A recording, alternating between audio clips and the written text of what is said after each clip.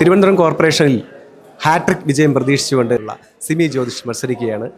2 തവണ കൗൺസിലറായിരുന്നു. ഹാട്രിക് അടിക്കുകയോ ചേച്ചി? തീർച്ചയായിട്ടും ഭഗവാൻ അനുഗ്രഹിച്ച് ഹാട്രിക് അടിക്കും തന്നെയാണ് എൻ്റെ ഒരു വിശ്വാസം. അപ്പോൾ ഇത്തവണ വികസിത അനന്തപുരി എന്ന ആശയമാണ് BJP മുന്നിട്ട് വയ്ക്കുന്നത്. ഇനി ഇത്തവണ BJP കോർപ്പറേഷൻ പിടിക്കണമെന്ന ലക്ഷ്യത്തോടു കൂടിയാണ് നിൽക്കുന്നത്. അപ്പം അത്തരത്തിലുള്ള ഒരു സാഹചര്യം ഇപ്പം ഈ കോർപ്പറേഷനിലുണ്ട്. നിലവിൽ അത്തരം സാഹചര്യം തന്നെയാണ്.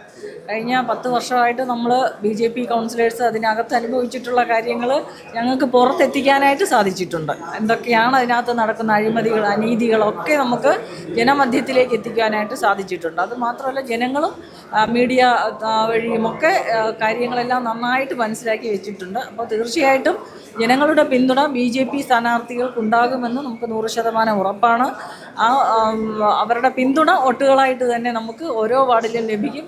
തീർച്ചയായിട്ടും 50-ലധികം സ്ഥാനാർത്ഥികൾ BJPയുടെ സ്ഥാനാർത്ഥികൾ വിജയിച്ചു വരും. നഗരസഭാ സംവിധാനം, ഭരണ സംവിധാനം BJPയുടെ കൈകളിലേക്ക് തന്നെ എത്തും.